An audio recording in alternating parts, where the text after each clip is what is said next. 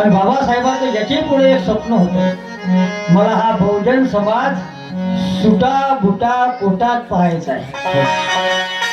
याचे पुढे बाबासाहेब सांगायचे, जा आणि तुमच्या घराच्या भिंतीवर लिहून या. काय लिहून या म्हणजे?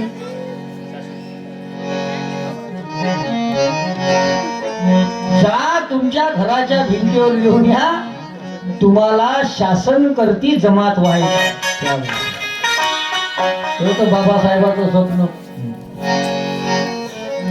गुलामाला गुलामीची जाणीव करून द्या, म्हणजे तो बंड करून उठेल. या गुलामीच्या बाहेर काढलं भाऊ बाबासाहेबांना.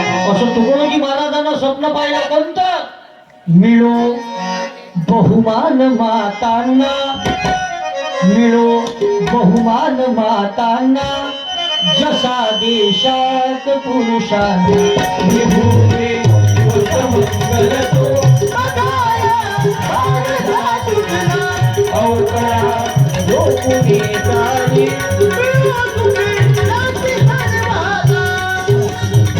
कसं या लेकराचं कौतुक करावं तेवढं कमी आहे बेटा. काढणं म्हणलं तू बरं, तू जर कलेक्टर जर नाहीच झाला किंवा कलेक्टर तर होऊन शोषील असतो, पण तुझ्याकडे प्लॅन बी काय आहे? जर ते नाही झालं तर मग डॉक्टर. डॉक्टर क्या बात आहे. चांगला आहे बाबू, तू कलेक्टर झाला तर फायदाच आहे देशाचा, आणि डॉक्टर झाला तर अजून जास्त फायदा आहे. त्याचं कारण सांगतो. मला सांग बाबू, एका डोळ्याने 1 किलोमीटर दिसते, तर 2 डोळ्यानं किती किलोमीटर दिसत? माहित? 2 किलोमीटर.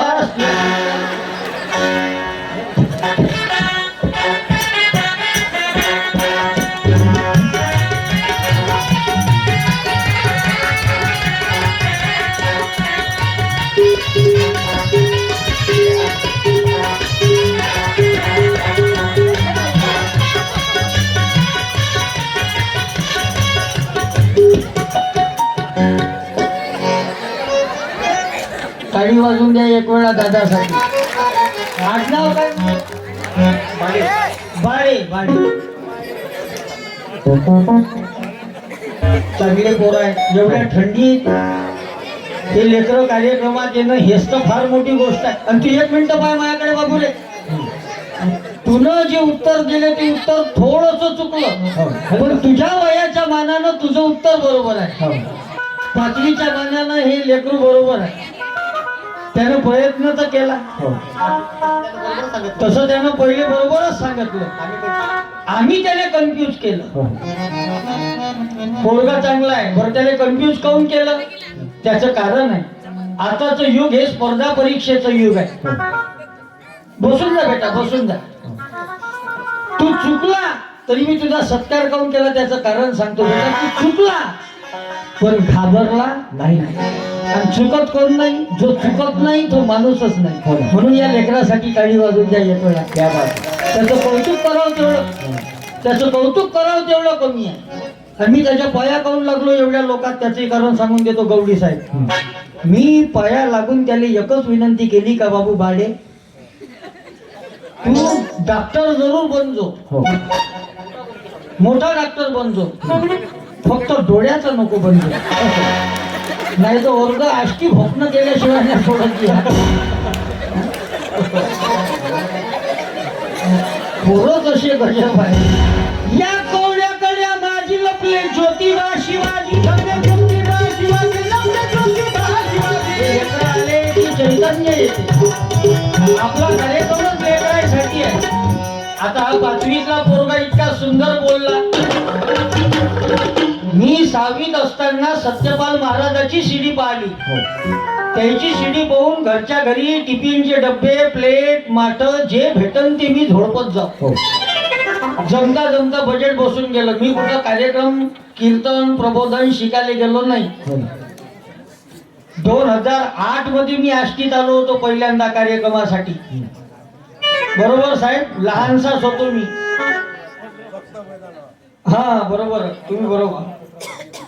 18 वर्षाच्या पहिले माझा कार्यक्रम इथं झाला. आज पुन्हा एकदा आपण मला संधी दिली आणि हे सर्व तुम्हा मायबापाचं प्रेम आहे. बरं, मी काही एकटा काही करू शकत नाही. या मंडळीची मला साथ मिळते, त्याच्यामुळे माझी किंमत आहे. हा हार्मोनियम वाजून राहिला, हा माझा सक्का भाऊ आहे नितीन सूर्यवंशी. हा इंजिनियर आहे, महाऊर्जा डिपार्टमेंटला काम करते. हा आता अधिवेशनात ड्युट्या लागून आहे. आजचा शेवटचा दिवस होता. याची आज काही इकडे येणं काही खरं नव्हतं, पण याला सांगितलं, म्हणलं भाऊ जमवायचं असन तर 4 वाजेपर्यंत सुट्टी जमव. काहून तर कुरकुडे साहेबाचा फोन आला सकाळीच, म्हणे तुषार 7च्या पहिले तुम्ही आम्हाला इथं पाहिजे. तर मी 7:15 कमी असताना तुमच्या इथं पोहोचलो. बरोबर सर? कारण टायमाचे पक्के आहोत आम्ही. याईनं सांगितलं म्हणे 10 वाजता कार्यक्रम शाळेत बंद करायचा आहे. आपल्याला खरंच आज कार्यक्रम 10 वाजता बंद करायचा आहे. 8:30 वाजले जेमतेम ना, 8:45 झाले. या मंडळीची साथ आहे. हा माझा सक्का भाऊ आहे. इकडे उजवीकडे बसले हे आशिक दादा निलटकर, सुंदर तबला वाजवतात. हे म्युझिक टीचर आहे स्कूल ऑफ स्कॉलर्स शाळेमध्ये. सकाळी 7 वाजताची यायची शाळा राहते. हे टीचर, ह्या इंजिनियर, हे दोघंही सागवान आहे. मी मधात आड जात आहो भेड्याचं लाकूड.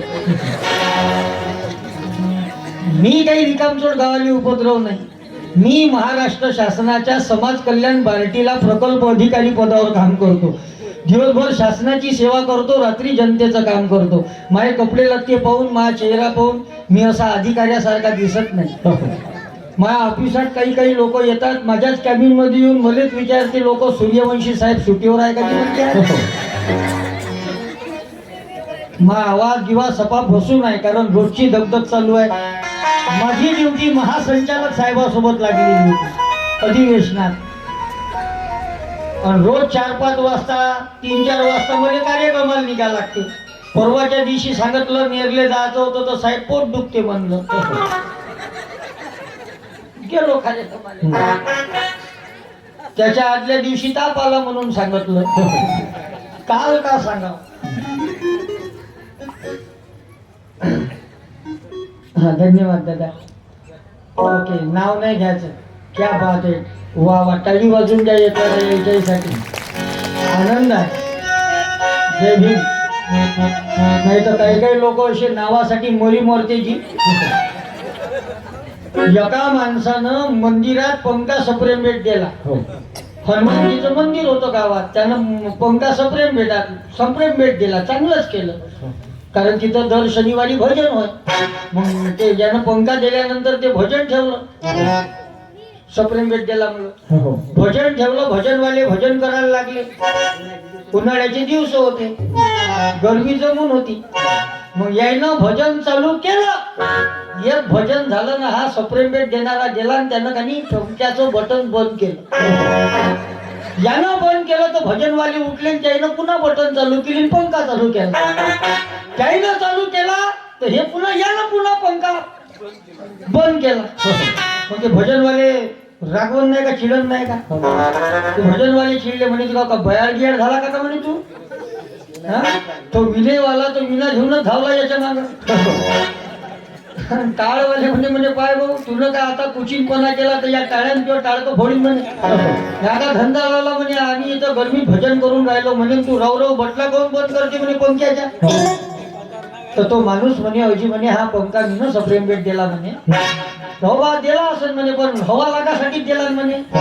तर हा माणूस म्हणे, हो हवा लागासाठी दिला म्हणे, पण या पंख्यावर म्हणे, या पंख्याच्या पात्यावर म्हणे मा नाव लिहिलं आहे म्हणे. आणि हे पंखा फिरला का मा नाव काही तुम्हाला दिसत नाही म्हणे. नावासाठी मरणारे लोक, नावासाठी नाही कार्यासाठी पुढे आलो पाहिजे आम्ही. हे बाबरे माणसं, गवळी साहेब, उनकुडे साहेब, हे तरुणाले लाजवून असं व्यक्तिमत्व आहे. प्राचार्य डॉक्टर प्रशांत धनवी सर, मान्य सुरेंद्रजी अवधटे सर, अवथरे सर. आडनाव भले जोरदार आहे जी तुमच्या इथं, चांगला आहे. एक एक माणूस लाख मोलाचा आहे. डॉक्टर नितीन गवडी सर आहे, सुरेंद्रजी अवतरे सर आहे, डॉक्टर कपिल पाटील सर, हरिदासजी गवडी, अशोकरावजी झटाले साहेब आणि यशोधरा महिला संघाचं विशेष सहकार्य या कार्यक्रमाला आहे. टाळी वाजवा महिला संघासाठी. सर्व माय माऊल्यांना वंदन करतो. मी तुमच्या लेकरासारखा आहो. आणि आमच्या इकडे एक मन आहे, प्रत्येक यशस्वी पुरुषाच्या मागे एका तुमच्या इकडे आहे का अशीच मन? प्रत्येक यशस्वी पुरुषाच्या मागे एका स्त्रीचा हात असतो आणि प्रत्येक अपयशी पुरुषाच्या मागे शेजारींचा हात असतो. हे वाक्य काही आपलं नाही असं मला आपल्याला असं म्हणायचं नाही. आपल्याला लाता खायच्या काय येतं. पण प्रत्येक यशस्वी पुरुषाच्या मागे एका स्त्रीचा हात असतो. असं महात्मा फुले प्रचंड मोठं काम उभं करू शकले, कारण त्यांच्या पाठीशी सावित्रीबाई फुले होत्या. बाबासाहेब एवढं काम उभं करू शकले, कारण त्यांच्या पाठीशी रमाईचा त्याग होता. बाबासाहेब विदेशात शिक्षणाला गेले. रमाई इकडे मुंबईतल्या चाळीत एका छोट्याशा खोलीत आपला संसार करायच्या. प्रसंगी गौऱ्या थापल्या आणि गौऱ्या थापून जे पैसे मिळायचे त्याच्यातली पैसे बाबासाहेबाच्या शिक्षणासाठी रमाई पाठवायच्या. पण त्या गरिबीची तक्रार रमाईनं बाबासाहेबाकडे कधी केली नाही. बाबासाहेबांनी विदेशात जाऊ दिले. आज जर तुषार सूर्यवंशीचा कार्यक्रम जर असन, आष्टीत कार्यक्रम जर 7 वाजताचा असन आणि एखादा माणूस जर 6 वाजतापासून जर घरी जर निघाला कधी तयारी करून, तर हे बाई त्याला आवाज देते, कोणता चाललंय? बस असं म्हणल्याबरोबर राहिला धोंड्या बैल घरी मग घ्या. हा फरक आहे रमाई आणि आजची बाई. बरोबर आहे का चूक आहे? हा रमाईचा त्याग समजून या महिला मंडळी. कारण रमाईच्या त्यागाने उजळले क्रांतीचे निळे अंबर. म्हणूनच तर कोसळले धडाधड नीच धर्माचे अवलंबन. अरे क्रांतीचा सूर्य उगवला तेव्हा रंगली दिशा लाल होती. भीम माझा ज्वालामुखी, तर रमाई माझी मशाल होती. ती होती रमाई. काय त्याग आहे रमाईचा, काय संघर्ष आहे. कष्टाने रमाईच्या दुःखाची नदी आटली. कष्टाने रमाईच्या दुःखाची नदी आटली. तेव्हा कुठे गरिबांच्या झोपडीत चूल पेटली. कष्टाने रमाईच्या दुःखाची नदी आटली. म्हणून रमाईचं जीवन तेव्हा कुठे गरिबांच्या झोपडीत चूल पेटली. तेव्हा कुठे गरिबांच्या झोपडीत चूल पेटली.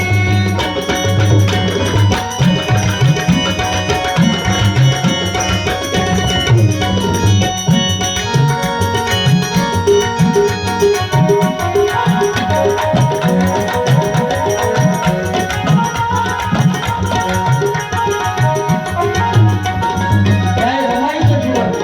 वेळ कमी आहे. एक एक शब्द कान देऊन ऐका, रमाई समजून घ्या.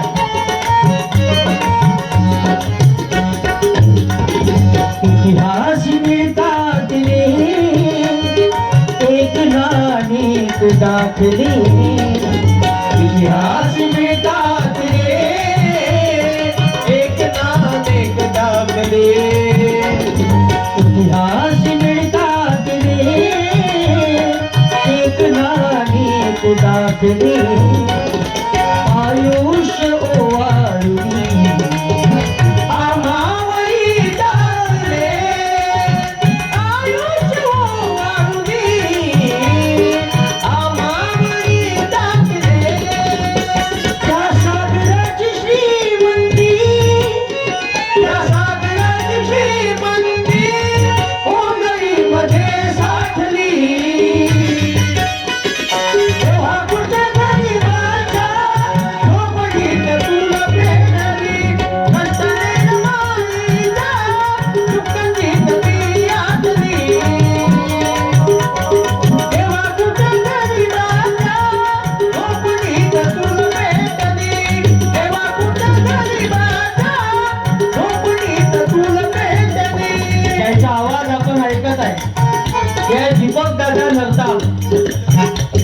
आमच्या जिल्ह्यातलं पाशिंग आहे MH32, तालुका शेलू. छोटस गाव आहे यायचं अकोली. पण हे नुसतं गाणारी नाही, यायनं यायच्या गावातले 50 लहान लहान पोरं तयार केले. रोज ते पोरं सामुदायिक प्रार्थना करतात. या गावच्या पोराईनं पाणी फाउंडेशन मध्ये सहभाग घेतला आणि आपल्या गावामध्ये 2 शेततळे लहान लहान पोराईनं उभे केले. टाळी वाजवा. आणि हे स्वतः हे चांगले पेंटिंगचे कॉन्ट्रॅक्टर आहेत. यायचं काम आहे रंगवाचं. हे मांग बसले इकडं. हे आहे हरीश दादा पाटील, सुंदर व्याख्याते आहेत. यायचे अनेक कार्यक्रम गावागावामध्ये व्याख्यानाचे चालतात. यायचं गाव आहे लोहारी सावंगा. यायच्या गावातही माझा कार्यक्रम झाला आता. सर्वेश्वर देवस्थान, सर्वेश्वरच होतं ना, सर्वेश्वर मंदिर, तिथं आमचा कार्यक्रम झाला आता. भागवत सप्त्यात ठेवला होता आमचा कार्यक्रम. मोठे जोरदार वक्ते आहेत. आपण 2 मिनिटं यायचंही ऐकू. यावर 2 मिनिटं तुमची सेवा. हे सर्वांसोबत परिचय झाला पाहिजे.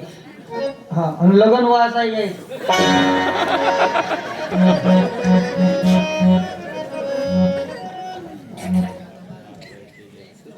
अनेक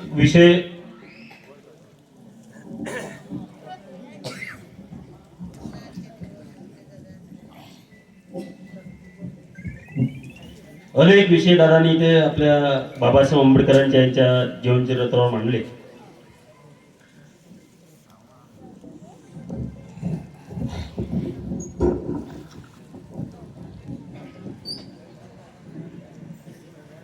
आपल्याला माहिती आहे की डॉक्टर बाबासाहेब आंबेडकर फक्त 65 वर्ष जीवन जगले आणि बाबासाहेब आंबेडकरांच्या मागे दुःख आलं. बाबासाहेब आंबेडकर 4 वर्षाचे असताना भीमाईला मस्तक चूल नावाचा आजार भीमाईला झाला होता. म्हणजे 20 डिसेंबर 1896 ला भीमाई गेल्या. बाबासाहेब आंबेडकर फक्त 4 वर्षाचे होते. फक्त 4 वर्षाचे. 1913 ला रामजी गेले. 2 फेब्रुवारी 1913 ला रामजी गेले. म्हणजे मनाचं एवढंच आहे की या देशामध्ये दादांनी सांगितलं की 500 वर्षाची गुलामगिरी ते 50 वर्षात खतम केली. म्हणजे त्या महामानवाचं नाव म्हणजे परमपूज्य डॉक्टर बाबासाहेब आंबेडकर आहे. या देशामध्ये दगडाला शेंदूर लावला तर देव बनवता आला नाही. दगडाला जर शेंदूर लावला तर देव बनवता आला. पण माणसाला माणूस जर कोणी बनवला असेल तर त्या महामानवाचं नाव म्हणजे परमपूज्य डॉक्टर बाबासाहेब आंबेडकर. म्हणून दिनाच्या दुःखासाठी खरे तू चिंतन केले. अरे दिनाच्या दुःखासाठी खरे तू चिंतन केले. दुःख घालवण्या बा भीमा तू विचार मंथन केले. तेरी कुंभी महार समारासाठीच नव्हे तर संपूर्ण देशासाठी तू कायाचे चंदन केले. म्हणूनच बा भीमा तुला साऱ्या जगाने वंदन केले. म्हणूनच बा भीमा तुला साऱ्या जगाने वंदन केले. या जगामध्ये अनेक क्रांती झाल्या.